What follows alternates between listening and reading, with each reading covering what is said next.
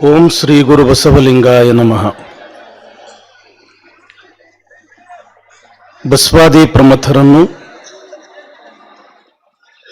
ಹಾನಗಲ್ಲ ಗುರುಕುಮಾರ ಶಿವಯೋಗಿಗಳವರನ್ನು ದಯಾಘನನಾದ ಗವಿಯ ಸಿದ್ದೇಶ್ವರರನ್ನ ಸ್ಮರಣೆ ಮಾಡಿ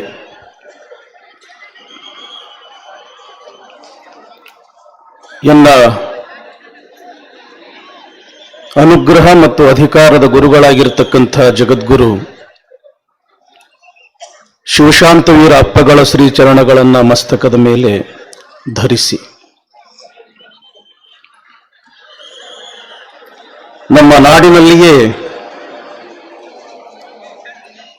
ಬಹುದೊಡ್ಡದಾದ ಜಾತ್ರೆ ಕೊಪ್ಪಳದ ಗವಿಯ ಸಿದ್ದೇಶ್ವರರ ಜಾತ್ರೆ.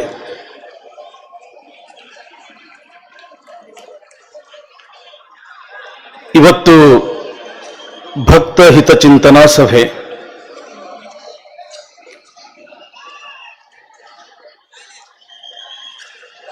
ಈ ಸಭೆಯ ದಿವ್ಯ ಸಾನ್ನಿಧ್ಯ ವಹಿಸಿ ನಮಗೂ ನಿಮಗೂ ದರ್ಶನ ಆಶೀರ್ವಾದವನ್ನ ದಯಪಾಲಿಸ್ತಾ ಇರತಕ್ಕಂಥವರು ಕೊಪ್ಪಳ ಜಗದ್ಗುರು ಗವಿಸಿದ್ದೇಶ್ವರ ಸಂಸ್ಥಾನ ಮಠದ ಅಭಿನವ ಗವಿಸಿದ್ದೇಶ್ವರ ಮಹಾಸ್ವಾಮಿಗಳವರು. ಒಂದು ಸಮಯ ಹೀಗಿತ್ತಲ್ಲ, ಸ್ವಾಮಿ ವಿವೇಕಾನಂದರು ಪ್ರಪಂಚವೆಲ್ಲ ಕಿವಿಕೊಟ್ಟು ಕೇಳ್ತಿತ್ತು. ಅಂಥದೊಂದು ಸಮಯ ಮತ್ತೆ ಬಂದದೆ. ಕೊಪ್ಪಳದ ಅಭಿನವ ಗವಿಸಿದ್ದೇಶ್ವರ ಶಿವಯೋಗಿಗಳು ಮಾತನಾಡ್ತಾ ಇದ್ರೆ ಜಗತ್ತೇ ಮೈಯೆಲ್ಲ ಕಿವಿಯಾಗಿ ಕೇಳಬೇಕು. ಅವರನ್ನ ನೋಡೋದು ಅಂತಂದ್ರೆ ಭಾಗ್ಯ. ಅವರ ನಾಲ್ಕು ನುಡಿಗಳನ್ನ ಕೇಳೋದು ಅಂತಂದ್ರೆ ಅದು ಇನ್ನೂ ಅಹೋಭಾಗ್ಯ. ಅಂತಹ ಪರಮ ಪೂಜ್ಯರ ಶ್ರೀಪಾದಗಳಲ್ಲಿ ಅನಂತ ಪ್ರಣಾಮಗಳು. ಈ ಕಾರ್ಯಕ್ರಮದ ಸಾನ್ನಿಧ್ಯ ವಹಿಸಿದವರು ನಮ್ಮ ಉಪ್ಪಿನ ಬೆಟಗೇರಿ ಪಕ್ಕದಲ್ಲೇ ಇರತಕ್ಕಂಥ ಶ್ರೀ ಕ್ಷೇತ್ರ ಹೆಬ್ಬಳ್ಳಿ. ಆ ಪರಮ ಪೂಜ್ಯರ ಕಾರ್ಯ ಬಹಳ ಶ್ಲಾಘನೀಯ. ಗೋಶಾಲೆಯನ್ನ ಮಾಡಿ ಅನೇಕ ದೇಸಿ ಗೋವುಗಳನ್ನು ಸಲುತ್ತಾ ಇದ್ದಾರೆ.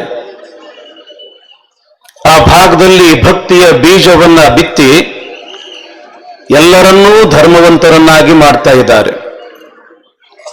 ಅಂತಹ ಪರಮ ಪೂಜ್ಯ ದತ್ತಾವಧೂತ ಗುರುಗಳವರಿಗೆ ಅನಂತ ಪ್ರಣಾಮಗಳು. ನಮ್ಮವರೇ ಆಗಿರ್ತಕ್ಕಂಥ ಬೂದಗುಂಪ ಶ್ರೀ ಜಗದ್ಗುರು ಕೊಟ್ಟೂರು ಸ್ವಾಮಿ ಶಾಖಾ ಮಠದ ಪರಮ ಪೂಜ್ಯರಾಗಿರ್ತಕ್ಕಂಥ ಪರಮ ಪೂಜ್ಯ ಶ್ರೀಮಣಿಪುರ ಸಿದ್ದೇಶ್ವರ ಮಹಾಸ್ವಾಮಿಗಳವರ ಪವಿತ್ರ ಪಾದಗಳಿಗೂ ಅನಂತ ಪ್ರಣಾಮಗಳು. ಇವತ್ತು ಈ ವೇದಿಕೆಯ ಮೇಲೆ ಅಪೂರ್ವವಾಗಿರತಕ್ಕಂಥ ಓರ್ವ ಸಾಧಕಿ, ಸ್ತ್ರೀ ಕುಲವೇ ಹೆಮ್ಮೆ ಪಡಬೇಕು.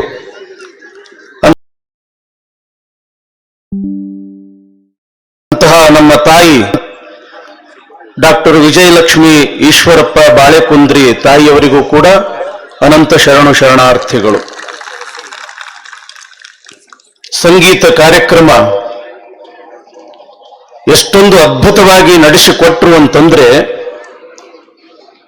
ನಾವು ಬಸವ ಪುರಾಣದಲ್ಲಿ ಕುಂಬಾರ ಗುಂಡಯ್ಯ ಗಡಿಗೆಯನ್ನ ಈ ರೀತಿ ಹೆಗಲ ಮೇಲೆ ಹೊತ್ತು ಅದನ್ನ ನುಡಿಸ್ತಾ ಆ ತಾಳಕ್ಕೆ ತಕ್ಕಂತೆ ಕುಣಿತಾ ಇದ್ರೆ ಕೈಲಾಸದಲ್ಲಿ ಇರತಕ್ಕಂಥ ಪರಮಾತ್ಮ ಗುಂಡಯ್ಯನ ಅಂಗಳದೊಳಗ ಬಂದು ನಟರಾಜನಾಗಿ ಕುಣಿತಾ ಇದ್ದ ಅಂತ ಬಸವ ಪುರಾಣದೊಳಗ ಕೇಳಿದ್ವಿ. ಆದ್ರೆ ಇವತ್ತು ಅದನ್ನು ನಾವು ಪ್ರತ್ಯಕ್ಷವಾಗಿ ನೋಡಿದ್ವಿ. ಎಷ್ಟು ಅದ್ಭುತವಾಗಿ ನಮ್ಮ ವಿದ್ವಾನ್ ಅಂಬಿ ಸುಬ್ರಹ್ಮಣ್ಯ ಅವರು, ಸಿದ್ಧಾರ್ಥ ಬೆಳ್ಮಣ್ಣವರು, ವಿದ್ವಾನ್ ಗಿರಿಧರ ಉಡುಪ್ ಅವರು, ಶ್ರೀ ಓಜಸ್ ಅಧಿಯಾ ಇವರು ಬಹಳ ಅದ್ಭುತವಾಗಿ ನಡೆಸಿಕೊಟ್ಟಿದ್ದಾರೆ. ಅವರಿಗೂ ಕೂಡ ಅನಂತ ಶರಣಾರ್ಥಿಗಳು. ವೇದಿಕೆ ಮೇಲೆ ಆಸೀನರಾಗಿರ್ತಕ್ಕಂಥ ಎಲ್ಲ ಪರಮ ಪೂಜ್ಯರಿಗೂ ಅನಂತ ಪ್ರಣಾಮಗಳು. ಎದುರುಗಡೆ ಇರ್ತಕ್ಕಂಥದ್ದು ಇದು ಜ್ಞಾನಸಾಗರ. ಅಜ್ಜನ ತೇರ್ಗಡೆ ನಿನ್ನೆ ನಾವು ನೋಡಿದ್ವಿ, ಅದು ಭಕ್ತಿಯ ಸಾಗರ. ಇನ್ನು ಕೈಲಾಸ ಮಂಟಪಕ್ಕೆ ಅಜ್ಜನ ಗದ್ದುಗೆ ಎದುರುಗಡೆ ಹೋದ್ರೆ ಸಾಕು, ಅದು ಮುಕ್ತಿಯ ಸಾಗರ. ಇಂಥ ತ್ರಿವೇಣಿ ಸಂಗಮದ ದರ್ಶನ ಮಾಡಬೇಕಾಗಿತ್ತು ಅಂತಂದ್ರೆ ನಾವು ಗವಿಸಿದ್ಧನ ಕ್ಷೇತ್ರಕ್ಕೇ ಬರಬೇಕು. ಎಂಥ ಪುಣ್ಯ! ಯಾವ ಜನ್ಮದೊಳಗ ನಾವು ನೀವು ಏನು ಪುಣ್ಯ ಮಾಡಿವೋ ಗೊತ್ತಿಲ್ಲ. ಇವತ್ತು ಅಭಿನವ ಗವಿಸಿದ್ದೇಶ್ವರನ ಸ್ವರೂಪದಲ್ಲಿ ಸಾಕ್ಷಾತ್ ಪರಮಾತ್ಮನನ್ನೇ ನೋಡ್ತಕ್ಕಂಥ ಸೌಭಾಗ್ಯ ನಮ್ಮೆಲ್ಲರಿಗೂ ಕೂಡ ಒದಗಿ ಬಂದದೆ. 12ನೇ ಶತಮಾನ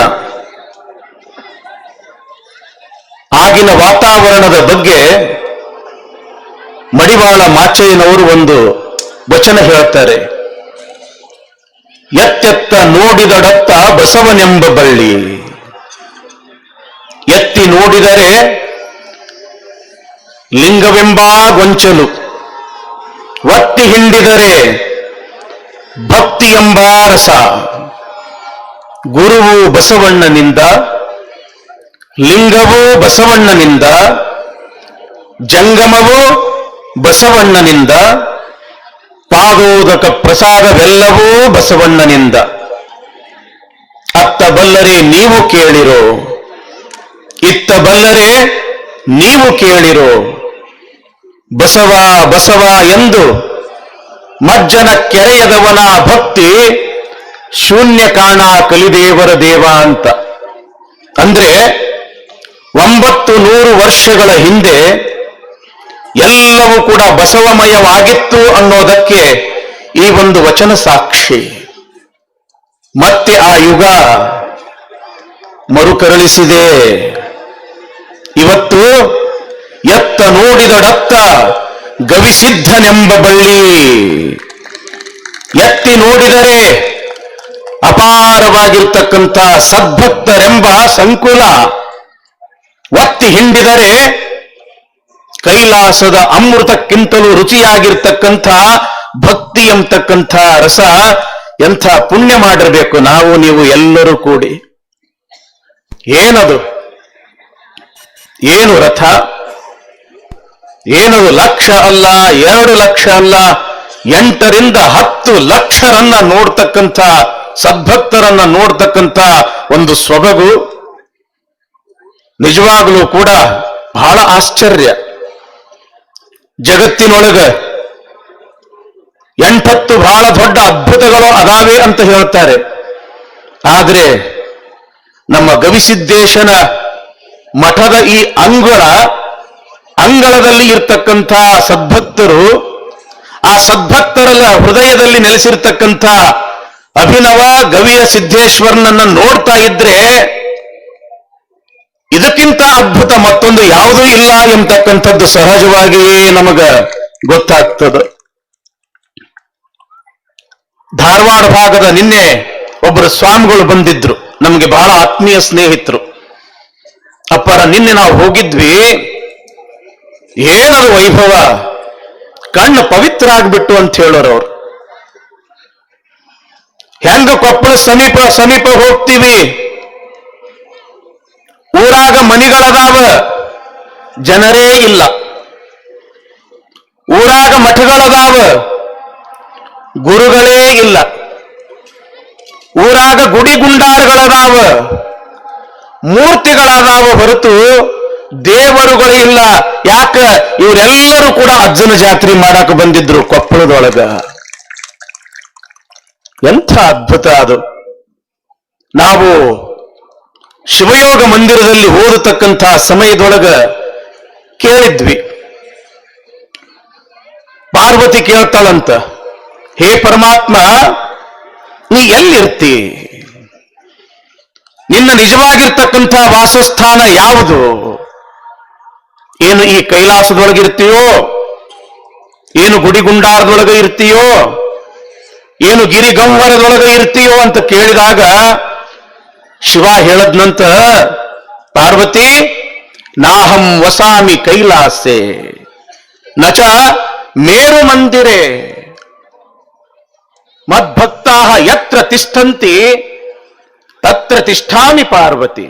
ಪಾರ್ವತಿ, ನಾನು ಕೈಲಾಸದಲ್ಲಿ ಇರುವುದಿಲ್ಲ, ಗುಡಿಗುಂಡಾರದಲ್ಲಿಯೂ ಕೂಡ ಇರುವುದಿಲ್ಲ, ಗಿರಿಗಂವರಗಳಲ್ಲಿಯೂ ಕೂಡ ನಾನು ಇರುವುದಿಲ್ಲ. ನನ್ನ ಭಕ್ತರು ಎಲ್ಲಿ ಇರ್ತಾರ ಅಲ್ಲೇ ನಾ ಇರ್ತೀನಿ ಅಂದಿದ್ದು ನಿನ್ನೆಯ ದಿವಸ, ಇವತ್ತಿನ ದಿವಸ ದೇವರು ಅಲ್ಲಿ ಇಲ್ಲಿ ಎಲ್ಲಿ ಇಲ್ಲ, ಈ ಸದ್ಭಕ್ತರ ಸಭೆಯಲ್ಲಿಯೇ ಗವಿಸಿದ್ದೇಶ್ವರನ ಸ್ವರೂಪದಲ್ಲಿ ಇದ್ದಾನೆ ಅನ್ನೋದಕ್ಕೆ ಇಲ್ಲಿ ಸೇರಿರ್ತಕ್ಕಂಥ ತಾವೆಲ್ಲರೂ ಕೂಡ ಸಾಕ್ಷಿ. ಇವತ್ತು ಮೆಟ್ಟಲು ಹತ್ಕೊಂಡು ನಾವು ಬರ್ತಾ ಇದ್ವಿ. ಒಂದು ಹಣ್ಣಾದ ಅಜ್ಜಿ ತನ್ನ ಜೊತೆಯಲ್ಲಿ ಇರ್ತಕ್ಕಂಥ ಒಂದು ಮೊಮ್ಮಗಗೆ ಹೇಳಾಕತ್ತಿತ್ತು, ಏನಪ್ಪಾ, ನಾವು ಮೊದಲ ಇಲ್ಲಿ ಬರ್ತಿದ್ವಿ, ಇದು ಏನೂ ಇದ್ದಿದ್ದಿಲ್ಲಪ್ಪ. ಯಾವ ತಾಯಿ ಹಡ್ದಾಳೋ ನಮ್ಮ ಅಭಿನವ ಗವಿಸಿದ್ದ ಪಜ್ಜಗ ಎಂಥ ಪುಣ್ಯ ಅಂತಂದ್ರ, ನೋಡೋದ್ರೊಳಗ ಕೊಪ್ಪಳವನ್ನ ಕೈಲಾಸನಾಗಿ ಮಾಡಿಬಿಟ್ಟ ನಮ್ಮ ಅಭಿನವ ಗವಿಸಿದ್ದೇಶ್ವರ ಅಂತ ತಿಳ್ಕೊಂಡು ಆ ಅಜ್ಜಿ ಹೃದಯಾರೇ ಹಾಡಿ ಹರಿಸ್ತಾ ಇರೋದನ್ನ ನೋಡಿ ನನಗೆ ಬಹಳ ಖುಷಿ ಆಯ್ತು. ನನ್ನ ಗುರುಗಳ ನೆನಪಾತು, ಲಿಂಗೈಕ್ಯ ಶಿವಶಾಂತ ವೀರ ಅಜ್ಜವರ ನೆನಪಾತು. ಎಂಥ ಕಾಣಿಕೆಯನ್ನ ಕೊಟ್ರು, ಎಂಥ ಕೊಡುಗೆಯನ್ನ ಕೊಟ್ರು ಈ ನಾಡಿಗೆ ಅಂತ. ಕಾರಲ್ಲಿ ಬರತಕ್ಕಂಥ ಸಮಯದೊಳಗ ಒಂದು 4 ಸಾಲುಗಳನ್ನು ನಾನು ಈ ರೀತಿಯಾಗಿ ಬರೆದಿದ್ದೀನಿ ನನ್ನ ಗುರುಗಳ ಸ್ಮರಣೆಯಲ್ಲಿ. ಎಂಥ ಗುರುಗಳು ಸಿಕ್ಕಾರ ನಮಗ ಕಾಮಧೇನ, ಸ್ವಲ್ಪ ಲಕ್ಷ್ಯ ಕೊಟ್ಟು ಕೇಳ್ರಿ. ಎಂಥ ಗುರುಗಳು ಸಿಕ್ಕಾರ ನಮಗ ಕಾಮಧೇನ, ಶಿವಶಾಂತ ವೀರ ಅಜ್ಜಾರು ಕೊಟ್ಟರು ಈ ಕಾಮಧೇನ. ಶಿವಶಾಂತ ವೀರ ಅಜ್ಜಾರು ಕೊಟ್ಟಾರ ಈ ಕಾಮಧೇನ. ಇವರ ಮಾತು ಮುತ್ತಿನ ಹಾರ ಪೋಣಿಸದಂಗ, ಇವರ ಮಾತು ಮುತ್ತಿನ ಹಾರ ಪೋಣಿಸದಂಗ, ಕತ್ತಲಿಯೊಳಗ ಕೋಹಿನೂರು ವಜ್ರ ಹೊಳದಂಗ, ಕತ್ತಲಿಯೊಳಗ ಕೋಹಿನೂರು ವಜ್ರ ಹೊಳದಂಗ, ನಕ್ಕರ ರಾತ್ರಿ ಬೆಳದಿಂಗಳ ಬೆಳಕ ಚೆಲ್ಲದಂಗ, ಮಲ್ಲಿಗೆ ಹೂವ ಅರಳಿ ಪರಿಮಳ ಬೀರಿದಂಗ. ಬಡವರ ಕಂಡ್ರೆ ಒಂದೇ ಸವನ ಮರಗುತ್ತಾರ, ಅವರ ಚಿಂತೆ ಮಾಡಿ ಮಾಡಿ ಸ್ವರ್ಗತಾರ. ಹೌದೈತೇನಿಲ್ರಿ ಬಾ, ಖರೆ ಐತೇನಿಲ್ಲ ಈ ಮಾತ? ಬಡವರ ಕಂಡ್ರೆ ಒಂದೇ ಸವನ ಮರಗುತ್ತಾರ, ಅವರ ಚಿಂತೆ ಮಾಡಿ ಮಾಡಿ ಸ್ವರ್ಗತಾರ. ಅಂಜಬ್ಯಾಡ್ರಿ ಅಂತ ಧೈರ್ಯ ಹೇಳ್ತಾರ, ಜೋಳಿಗ್ಯಾಗ ಬಂದ ದುಡ್ಡೆಲ್ಲ ಅವರು ಉಡ್ಯಾಗ ಹಾಕ್ತಾರ. ಜಾತ್ರಿ ಬಂತಂದ್ರ ಸಾಕು ಕುಣಿತಾರ, ಖುಷಿಲೆ ರಾತ್ರಿ ಹಗಲು ಒಂದೇ ಮಾಡಿ ದುಡಿತಾರ. ಹಗಲು ಯಾವುದು ಗೊತ್ತಿಲ್ಲ, ರಾತ್ರಿ ಯಾವುದು ಗೊತ್ತಿಲ್ಲ, ಯಾವಾಗ ಪ್ರಸಾದ ಮಾಡ್ತಾರೋ, ಯಾವಾಗ ವಿಶ್ರಾಂತಿ ಮಾಡ್ತಾರೋ. ಇಲ್ಲಿ ನೋಡಿದ್ರೆ ಅಲ್ಲಿ ಇರ್ತಾರ, ಅಲ್ಲಿ ನೋಡಿದ್ರೆ ಅಲ್ಲಿ ಇರ್ತಾರ, ಮತ್ತೊಮ್ಮೆ ಎಲ್ಲೆಲ್ಲೋ ಇರ್ತಾರ. ಏನಿದು ಅವ್ರ ಆಟ ತಿಳಿಲಾರ್ದಂಗ ಆಗ್ಬಿಟ್ಟ ಅದು. ಜಾತ್ರಿ ಬಂತಂದ್ರ ಸಾಕು ಕುಣಿತಾರ, ಖುಷಿಲೆ ರಾತ್ರಿ ಹಗಲು ಒಂದೇ ಮಾಡಿ ದುಡಿತಾರ. ಬೇಡಿದವರಿಗೆ ಬೇಡಿದ್ದು ಮಾಡಿ ಉಣಿಸ್ತಾರ. ಭಕ್ತರೊಳಗ ಗವಿಸಿದ್ದೇಶನ ಕಾಣ್ತಾರ, ಭಕ್ತರೊಳಗ ಗವಿಸಿದ್ದೇಶನ ಕಾಣ್ತಾರ. ಎಂಥ ಅಪರೂಪ್ರಿ, ಎಂಥ ತಾಯಿರಿ. ಈ ಪುಣ್ಯಾತ್ಮರನ್ನ ಹೆತ್ತಿರ್ತಕ್ಕಂಥ ನಿಜವಾಗಲೂ ಕೂಡ ಆ ಹಡದ ಹೊಟ್ಟಿಗೆ ಎಷ್ಟು ಕೋಟಿ ನಮಸ್ಕಾರ ಮಾಡಿದ್ರು ಕೂಡ ಸಾಲುದಿಲ್ರಿ ಬಾ. ಅಪರೂಪ. ಹಡದಿರ್ತಕ್ಕಂಥ ಆ ತಾಯಿಯ ಮಡಿಲು ಧನ್ಯ ಅಷ್ಟೇ ಅಲ್ಲ, ಕನ್ನಡ ಮಾತೆಯ ಉಡಿಯೊಳಗ ಇಂಥದೊಂದು ಅದ್ಭುತ ರತ್ನ ಐತಿ ಅನ್ನೋದು ಈ ಕನ್ನಡ ತಾಯಿಗೆ ಗೌರವ ತಾಯಿ. ನಿಜವಾಗ್ಲೂ ಕೂಡ ಬಹಳ ಖುಷಿ ಅನ್ನಿಸ್ತದೆ. ನಾನು ಬರ್ತಕ್ಕಂಥ ಸಮಯದೊಳಗ ಅಪ್ಪ ಅವ್ರ ಒಂದು ಯೂಟ್ಯೂಬ್ ನೋಡಿದೆ. ನಾನು ಒಬ್ಬ ಭಕ್ತ ಬಂದು ಕೇಳ್ತಾನ, ಅಪ್ಪಾರ ಮಠದೊಳಗ ನಿಮ್ಮ ಫೋಟೋನ ಇಲ್ಲಲ್ರಿ? ಅಲ್ಲೋ, ಒಂದಲ್ಲ ಎರಡಲ್ಲ ಎಷ್ಟೊಂದು ಫೋಟೋ ಅದಾವಲ್ಲ, ನಿಮ್ದಿಲ್ಲಲ್ರಿ ಅಪ್ಪಾರ? ಆವಾಗ ಅಪ್ಪವ್ರಂತಾರ, ಮಠದಾಗ ಮನ್ಯಾಗ ಯಜಮಾನ್ರ ಫೋಟೋ ಇರ್ತಾವ ಹೊರತು ಆಳಿನ ಫೋಟೋ ಎಂದರ ಇರ್ತವೇನು? ನಾ ಈ ಗವಿ ಮಠದ ಆಳದಿನೇ ಹೊರತು ಸ್ವಾಮಿ ಅಲ್ಲ. ಯಾರಿಗೆ ಬರ್ತೈತ್ರಪ್ಪ ಇಂಥ ಗುಣ? ಯಾರಿಗೆ ಬರ್ತದ ಹೇಳ್ರಿ? ನಾವೊಂದು ಸಣ್ಣ ಮಠದ ಸ್ವಾಮಿ ಆದೆ ಅಂತಂದ್ರೆ ಸಾಕು, ನನ್ನ ಎದಿ ಉಬ್ಬುತ್ತದ. ನಾವೊಂದು ಮಠದ ಸ್ವಾಮಿ ಎಂಬತಕ್ಕಂತ ಒಂದು ಸೂಕ್ಷ್ಮ ಅಹಂ ನನಗೆ ಗೊತ್ತಾಗಲಾರ್ದಂಗ ಮೊಳಕೆ ಒಡಿತದ. ಆದ್ರ ಇಂಥ ಪೀಠ, ಜಗದ್ಗುರು ಪೀಠ, ಒಬ್ರಲ್ಲ ಇಬ್ರಲ್ಲ ಕೋಟ್ಯಾಂತರ ಭಕ್ತರನ್ನ ಹೊಂದಿರತಕ್ಕಂಥ ಪೀಠದ ಇಂಥ ದೊಡ್ಡ ಜಗದ್ಗುರುಗಳಾದರೂ ಸಹಿತ ನಾ ಈ ಮಠದ ಒಬ್ಬ ಆಳ ಅದೀನಿ ಅಂತಾರಲ್ಲ, ಇದು ಎಲ್ಲರಿಗೂ ಬರುದಿಲ್ರಿವಾ, ಎಲ್ಲರಿಗೂ ಬರುದಿಲ್ಲ. ಇದಕ್ಕೂ ಕೂಡ ಧೈರ್ಯ ಬೇಕಾಗ್ತದ, ಇದಕ್ಕೂ ಕೂಡ ಧೈರ್ಯ ಬೇಕಾಗ್ತದ. ಅದಕ್ಕೆ ಅವರು ಇವತ್ತ ಮಠದಾಗ ಇಲ್ಲ, ಬದಲಾಗಿ ಕೋಟ್ಯಾಂತರ ಭಕ್ತರ ಹೃದಯದೊಳಗದಾರಲ್ಲ, ಆ ಸಿಂಹಾಸನಕ್ಕಿಂತ ಮತ್ತೊಂದು ಯಾವ ದೊಡ್ಡ ಸಿಂಹಾಸನ ಅದ ಹೇಳ್ರಿ ಈ ಪ್ರಪಂಚದೊಳಗ? ಅದಕ್ಕ ಬಹಳ ಪುಣ್ಯದ ಕಾಲ ಇದು. ನಮ್ಮ ಕಾಲದೊಳಗ ಇಂಥ ಒಬ್ಬ ಯುವಯತಿಯನ್ನ ನಾವು ನೋಡಾಕತ್ತೀವಿ ಅನ್ನೋದೇ ಇದೊಂದು ಬಹಳ ದೊಡ್ಡ ಪುಣ್ಯದ ಕಾಲ. ನೋಡ್ರಿ, ಇವತ್ತು ಸಭಾ ಇಟ್ಟಾರ. ಸಭಾದ ಹೆಸರೇನು? ಭಕ್ತ ಚಿಂತನ ಸಭಾ. ತಮ್ಮ ಚಿಂತನೆ ಇಲ್ಲ ಅವರಿಗೆ. ಏನ್ರಿಪ್ಪ? ತಮ್ಮ ಚಿಂತನೆ ಇಲ್ಲ ಅವರಿಗೆ. ಯಾರ ಚಿಂತನೆ ಅದ? ನಿಮ್ಮ ಚಿಂತನೆ ಅದ. ಈ ಮಠದ ಪರಂಪರೆನೇ ಹಂಗ ಬಂದದ ತಂಗಿ, ಈ ಮಠದ ಪರಂಪರೆನೇ ಹಂಗೆ ಬಂದದ.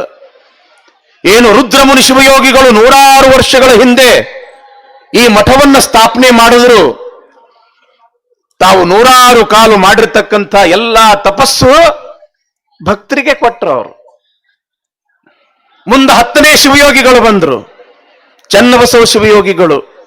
ಅವರು ಕೂಡ ಇವರು ಹೆಚ್ಚು ಕಡಿಮೆ 18, 19ನೇ ಪೀಠಾಧಿಕಾರಿಗಳು, 18ನೇ ಪೀಠಾಧಿಕಾರಿಗಳು.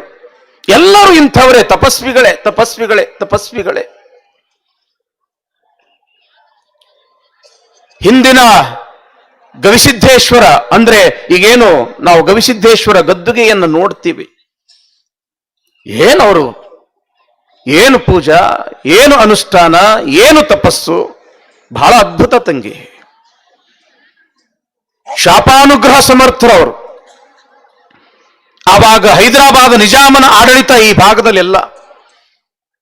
ಇಲ್ಲಿ ಮೀರ್ ಆಲಂ ಬಹದ್ದೂರ್ ಎಂಬತಕ್ಕಂಥ ಒಬ್ಬ ರಾಜ ಆಳ್ತಕ್ಕಂಥ ಸಮಯ.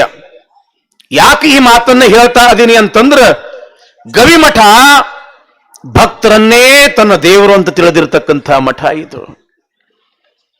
ಆ ಸಮಯದೊಳಗ ಕೊಪ್ಪಳದಲ್ಲಿ ಇರ್ತಕ್ಕಂಥ ಒಬ್ಬ ಜೋಯಿಸ ಮೀರ್ ಆಲಂ ಬಹದ್ದೂರ್ ಅವರು ಯಾವುದೋ ಒಂದು ಕಾರಣಕ್ಕಾಗಿ ತಮ್ಮ ಅರಮನೆಗೆ ಕರೆಸಿರ್ತಕ್ಕಂಥ ಸಂದರ್ಭ. ಆ ಜೋಯಿಸರಿಗೆ ಬೇಕಾಗಿರ್ತಕ್ಕಂಥ ಒಂದಿಷ್ಟು ಪಂಚಾಂಗವನ್ನ ಕೇಳ್ತಾರ. ನಾಳೆ ಏನೈತಿ ಅಂತ ಒಂದು ಪ್ರಶ್ನೆ ಬಂದಾಗ ಬಾಯಿ ತಪ್ಪಿ ಏನಂತನಂತಂದ್ರ ಹುಣ್ಣಿಮೆ ಐತಿ ಅಂತ ಹೇಳಂತನವ. ಇದ್ದಿದ್ದು ಅಮಾವಾಸ್ಯೆ. ಬಾಯಿ ತಪ್ಪೇನಂತಾನ? ಹುಣ್ಣಿಮೆ ಐತಿ ಅಂತಾನ. ಅವಾಗ ಮೀರ್ ಆಲಂ ಬಹದ್ದೂರ್ ಅಂತಾರ, ನಾಳೆ ಹುಣ್ಣಿಮೆ ಇದ್ರ ಏ ಜೋಯಿಸ, ಆಕಾಶದೊಳಗೆ ನನಗೆ ಪೂರ್ಣ ಚಂದ್ರನನ್ನು ನೀ ತೋರಿಸ್ಬೇಕು. ಅದು ಅರಿವೇ ಇಲ್ಲ ಪಾಪ ಅವನಿಗೆ. ಮನೆಗೆ ಬಂದ, ಹೆಂಗ ಮಾಡ್ಲಿ? ಬಾಯಿ ತಪ್ಪಿ ಅಂದೀನಿ, ಹುಣ್ಣಿಮೆ ಅಂತ ಇರುವುದು ಅಮಾವಾಸ್ಯೆ. ಹೆಂಗ ಮಾಡ್ಲಿ ಅಂತ ರಾತ್ರಿ ಇಡೀ ಚಿಂತೆ ಮಾಡ್ದ. ಅವನಿಗೊಂದು ಬೆಳಕು ಹೊಳಿತು, ಏನೂ ಇಲ್ಲ, ಹೋಗೂನು ಗವಿಮಠಕ್ಕ, ಅಜ್ಜನ ಪಾದಕ್ಕೆ ಬೀಳೂನು ಅಂತ ತಿಳ್ಕೊಂಡು ಗವಿಸಿದ್ದೇಶ್ವರ ಪಾದಕ್ಕೆ ಬಿದ್ದ. ಅಜ್ಜ, ನಾನು ನಿನ್ನ ತಪ್ಪು ನೋಡಿದೀನಿ, ಅಮಾವಾಸ್ಯೆ ಅಂತ ತಿಳ್ಕೊಂಡು ಹೇಳೋದು ಬಿಟ್ಟು ಹುಣ್ಣಿಮೆ ಅಂತ ನೋಡಿದೀನಿ. ಒಂದ್ ವೇಳೆ ನೀ ಆಕಾಶದೊಳಗೆ ಪೂರ್ಣ ಚಂದ್ರನನ್ನ ತೋರಿಸ್ಲಿಲ್ಲ ಅಂತಂದ್ರ ನಿನಗೆ ಜೈಲಿಗೆ ಹಾಕ್ತೀನಿ ಅಂತ ಹೇಳ ಅಂದಾನ ರಾಜ. ಹೆಂಗ್ ಮಾಡೋದು? ಅದಕ್ಕೆ ಯಾಕೆ ಚಿಂತೆ ಮಾಡ್ತಿ? ಸಾಯಂಕಾಲ ಆದ ಕೂಡಲೇ ಆ ರಾಜನನ್ನ ಮಠಕ್ಕೆ ಕರ್ಕೊಂಡು ಬಾ, ನೀ ಚಿಂತೆ ಮಾಡಬೇಡ ಅಂತ ತಿಳ್ಕೊಂಡು ಅಭಯ ಹೇಳ್ತಾರ, ಅಭಯ ಕೊಡ್ತಾರ. ರಾತ್ರಿ ಆದ ಕೂಡಲೇ ಅಪ್ಪವ್ರು ನಿಮಗೆ ಕರೆದಾರ, ಅಜ್ಜಾರ ನಿಮಗೆ ಕರೆದಾರ, ಗವಿಮಠಕ್ಕೆ ಬರ್ಬೇಕಂತ ನಿಮ್ಗ ಚಂದ್ರನನ್ನ ತೋರಿಸ್ತಾರಂತ. ಇಸ್ಲಾಂ ಧರ್ಮದಲ್ಲಿ ಚಂದ್ರ ಅಂತಂದ್ರೆ ಒಂದು ಪವಿತ್ರ ಭಾವನೆ. ನೋಡೋಣ, ನಾನು ಗವಿಸಿದ್ದೇಶ್ವರ ಬಗ್ಗೆ ಬಹಳ ಕೇಳಿನಿ, ನೋಡೋಣ ಅಂತ ತಿಳ್ಕೊಂಡು ಪರೀಕ್ಷೆ ಮಾಡಬೇಕು ಅಂತ ರಾಜ ಗವಿಮಠಕ್ಕೆ ಬಂದ. 8-9 ಗಂಟೆ ಆಗಿರಬಹುದು ರಾತ್ರಿಯ ಸಮಯ.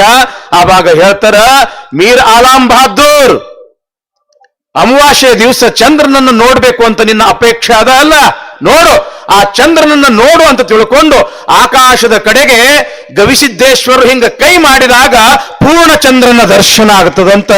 ಇಡೀ ಕೊಪ್ಪಳೆಲ್ಲ ತಂಪಾದ ಬೆಳದಿಂಗಳದೊಳಗೆ ಮುಳುಗುತ್ತದಂತ. ಇಂಥ ಒಂದು ಜಾಗೃತ ಪೀಠ ನಮ್ಮ ಕೊಪ್ಪಳದ ಗವಿಯ ಸಿದ್ದೇಶ್ವರ ಪೀಠ ಇದು. ಮುಂದೆ ಆ ರಾಜನಿಗೆ ಕುಷ್ಠರೋಗ ಬರ್ತದ ತಂಗಿ. ಎಲ್ಲ ಡಾಕ್ಟರಿಗೆ ತೋರಿಸ್ತಾರ, ಏನೆಲ್ಲ ಉಪಚಾರ ಮಾಡ್ತಾರ, ಕುಷ್ಠರೋಗ ಕಡಿಮೆ ಆಗ್ಲಿಲ್ಲ.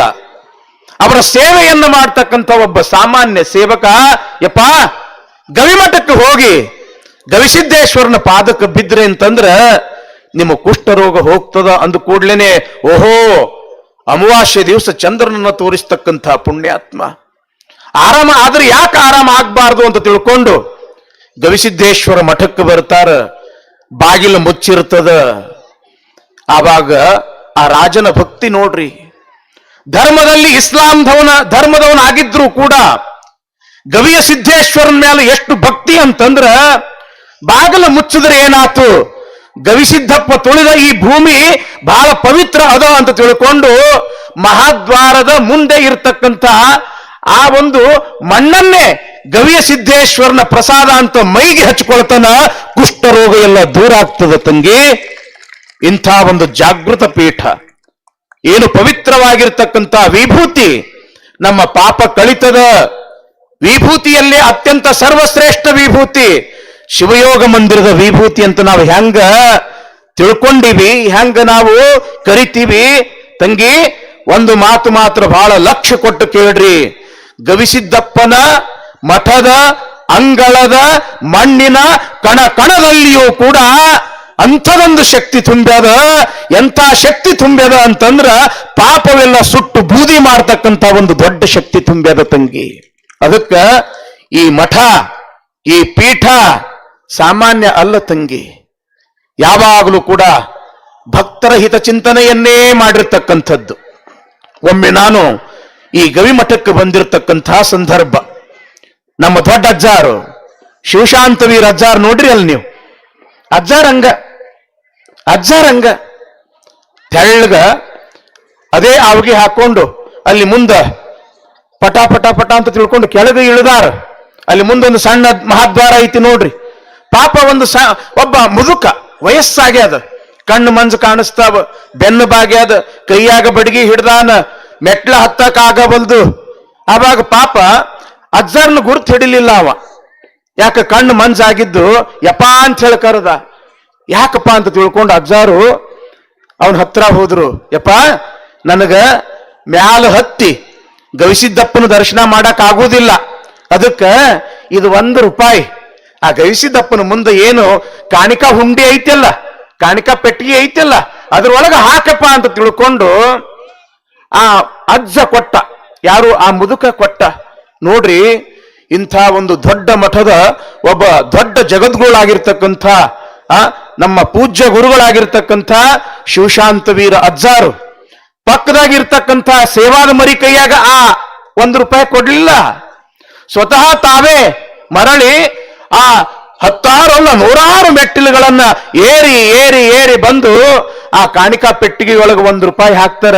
ಯಾಕ್ರಿಪ್ಪ ನಾನ ಹಾಕ್ತಿದ್ದಿಲ್ಲೇನು ಅಂತ ಕೇಳಿದಾಗ ಅಜ್ಜಾರ್ ಏನ್ ಅನ್ಬೇಕು, ಅಲ್ಲಿ ಬಂದಿರ್ತಕ್ಕಂಥವನು ಒಬ್ಬ ಭಕ್ತ ಅಲ್ಲ, ಅಲ್ಲಿ ಬಂದಿರ್ತಕ್ಕಂಥವನು ಒಬ್ಬ ಭಕ್ತ ಅಲ್ಲ, ತಾನು ದುಡ್ದಿರ್ತಕ್ಕಂಥ ₹1 ಗವಿಸಿದ್ದೇಶನಿಗೆ ಮುಟ್ಟಬೇಕು ಅಂತ ತಿಳ್ಕೊಂಡು ಸಲ್ಲಿಸಲು ಬಂದಿರತಕ್ಕಂಥ ಒಬ್ಬ ಶರಣ ಇದ್ದ, ಅದಕ್ಕೆ ನಾನೇ ತಂದು ಹಾಕದೆ ಅಂತ ತಿಳ್ಕೊಂಡು ಅಜ್ಜಾರು ಹೇಳ್ತಾರ ಅಂತಂದ್ರ ಒಬ್ಬ ಭಕ್ತನ ಒಂದು ನಯ್ಯಾ ಪೈಸೆ ₹1 ಕೂಡ ಈ ಮಠ ಎಷ್ಟು ಬೆಲೆಯನ್ನ ಕೊಡ್ತದ ಅನ್ನೋದನ್ನ ನಮ್ಮ ಗುರುಗಳಿಂದ ನಾವು ತಿಳ್ಕೊಳ್ಬೇಕು. ಯಾಕ ಅಂತಂದ್ರ ನಿಮ್ಮ ಭಕ್ತಿ ಬಹಳ ದೊಡ್ಡದು. ನೋಡ್ರಿ, ಭಕ್ತ ಹಿತಚಿಂತನಾ ಸಭೆ ಇದು, ಸಿದ್ಧಾಂತ ಶಿಖಾಮಣಿ ಅಂತ ಬರ್ತದ, ಅಲ್ಲಿ 101 ಸ್ಥಳಗಳು ಅಂತ ಬರ್ತಾವ.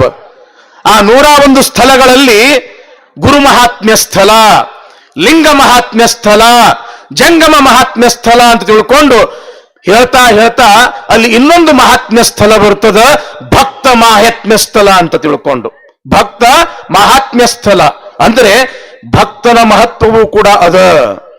ಭಕ್ತನ ಯಾವ ರೀತಿಯಾಗಿ ಗುರುವಿನ ಮಹತ್ವ ಅದ, ಲಿಂಗದ ಮಹತ್ವ ಅದ, ಜಂಗಮದ ಮಹತ್ವ ಅದ, ಪಾದೋದಕ ಪ್ರಸಾದದ ಮಹತ್ವ ಅದ, ಹಂಗ ಭಕ್ತನದು ಕೂಡ ಮಹತ್ವ ಅದ.